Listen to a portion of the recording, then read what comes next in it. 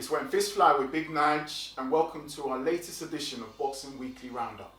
First and foremost, I'd like to thank all the boxing fans for tuning in, watching all our videos, all the new subscribers, the likes, and people that are sharing our content.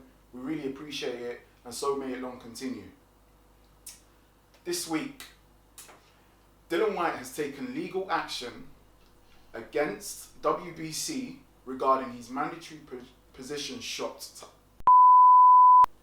Dillian Whyte has taken legal action against WBC over a date over his mandatory world heavyweight title shot. This has come after the recent news of AJ and Fury agreeing financial terms on a 2-fight deal. In my opinion, I'm not surprised he's doing this, because I was quite surprised that he actually didn't say anything out in the open on social media or anything. He kept it quiet, and then new week, bam, he slapped him with legal action. Rightly so, because, excuse my French, but he's taking a piss. They're taking a piss. It's been too long now, over 1,000 days. Now they're going to bring in AJ to fight Fury. Before that, it was the whole Wilder dodging Bear, man. Dodging White. It's been far too long. It's been frustrating. They tried to slap him with the whole drug scandal after the Oscar Rivas fight. He was mandatory before then. Then apparently WBC said that the reason why, so they suspended him after the whole drug scandal, which he wasn't even guilty of. Then they're saying that's why Tyson Fury was given the mandatory position. But look how quick Tyson Fury was in that mandatory position to get that fight. And before he was even in that mandatory position, he already got a fight in 2018 with Deontay Wilder. So it's all nonsense, and rightly so. I backed Dillian Whyte to get some answers and finally get his title shot. Eddie Hearn recently stated in an interview with IFL his involvement with the whole legal action. Apparently he was involved with the whole process from the beginning to end. He was in contact with Dillian Whyte with the whole legal case, and rightly so, to be honest. You're his promoter and you represent him. But my only issue is, in the interview you stated that priority-wise, Dillian Whyte should fight Tyson Fury before AJ. I'm not being funny, Eddie Hearn, but you weren't saying that when you was agreeing financial terms with AJ and Fury, were you?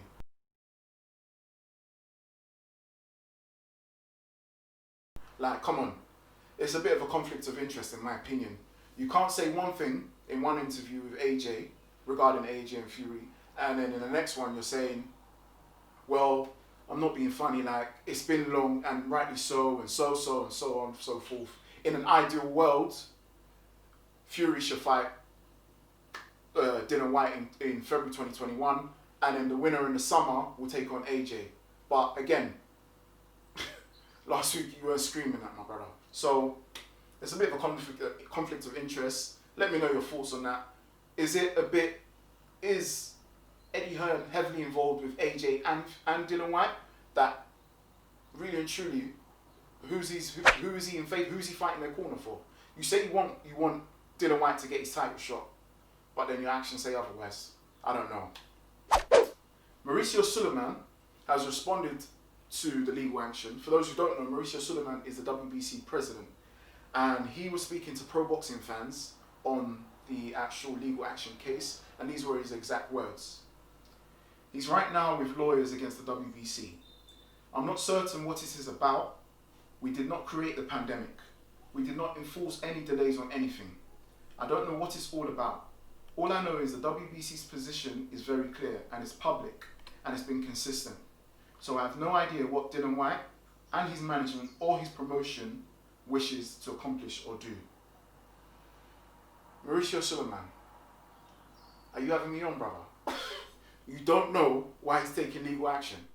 Why the fuck you lying? Why you always lying? Talk about playing the fool. Bro, I know about you, man, there. WBC, you man, quick, they slide money to you, man. You man you forget what your morals are. Come on, man. He's been in the mandatory position for how long? He's beaten all the necessary fighters to remain in that position and to get that #1 spot. But yet, Tyson Fury has come out of nowhere and come and fought Wilder, and now he's champion, and now you're agreeing to, oh wait, not agreeing, but you're saying you're aware of the Fury and AJ talks, but as far as you're concerned, Dillian Whyte is still #1 mandatory. Come on, man. Like, give the brother a shot. Like, does it have to be an outroar for the whole boxing world to make noise in order for you to actually give him a shot? Is that what people are asking for? Let me know your thoughts, boxing fans. Mauricio Sullivan, you're a bit fugazi, man. I don't really trust you. Like, not my cup of tea, in all honesty. But Arum has also added his little 2 pence on it. He's basically saying, if Dillian Whyte continues to add pressure to the WBC, then WBC should upgrade Tyson Fury to the franchise champion and make Dillian Whyte the world heavyweight champion, WBC world heavyweight champion. Bob Arum, last week you're screaming Pulev is going to knock out Joshua. This week now you're saying this. Like, I don't want to disrespect you, but you're talking shit, brother. Like, it's just, that's the honest truth. Like, or your other option is for Dillian Whyte and Alexander Usyk, the WBO mandatory, to fight for the #1 contender to fight the winner of the undisputed fight.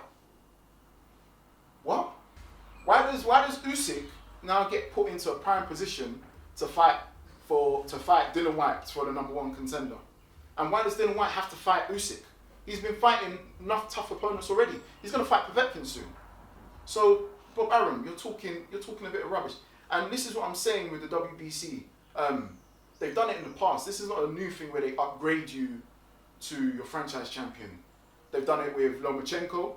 They've done it with Canelo Alvarez. And I only found out recently that when you're franchise champion, you have no obligations to fight in any mandatories.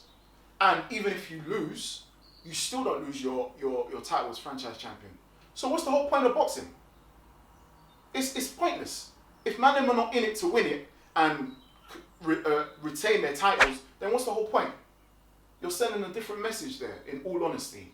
But hey, I'm just speaking from my point of view. Jarrell Big Baby Miller. Remember him? So here's the deal with Big Baby Miller. The Nevada State Commission have approved his boxing license. Yes, I repeat again. They have approved his boxing license. And he will most likely be scheduled to fight July the 9th against Jerry Forrest. For those who don't know, he is signed to Top Rank now. And looks like after a year of his so-called ban, he will be back in the ring fighting against opponents. Clean or no clean, only God knows. But in all honesty, it's an absolute joke. Boxing didn't make a scapegoat of this guy. This guy failed multiple drugs tests. How can you take 3 drugs tests, 3 different drugs tests, and fail all 3 of them? And then you expect to fight AJ for all the belts. And now all of a sudden oh yeah, he's been given a year layoff. Give him some time. Now he's back in the ring. And then you should now climb the ladder and he'll probably get another title shot before Dillian Whyte. Joke ting. Absolute joke ting. Like, boxing is a brutal sport as it is. We don't need them that are doing whatever they are to their bodies, cheating, to now go harm another person. God forbid if they used to fight AJ and them tests weren't to take place. Only God knows.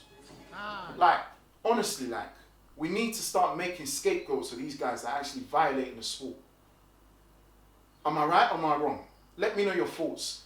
In all honesty, Jarrell Miller shouldn't even be in the ring again. I know everyone says people make mistakes, and I was going back and forth with one guy on social media saying, yes, he's not denying what he's done is wrong, but people make mistakes and people should move on. Everyone should move on and give him another chance. I'm not disputing that. And I completely understand where it's coming from. But when it comes to boxing, where it's a life or death in the ring, if you get one, you make one mistake and you should be out, in all honesty. And I would say if any of the top athletes were to do that as well, I'll still stand by it, because at the end of the day, as much as it's an entertainment form, people are putting their lives in danger in that ring. And that's just my take on it. I don't think he should be back, and I don't think I don't even know why, but Arum has even signed him. So now it's like you get a 1 year layoff, and it's just like, okay, 2-3 fights, and he's back in contention to be mixing with the likes of AJ, Fury, Wilder, Whyte, Usyk. No, absolute joke, and I stand by it. But hey, it is what it is. Lomachenko, Vasyl Lomachenko and Teofimo Lopez, according to Bob Arum, should be scheduled to fight for their unification bout in September 19th this year.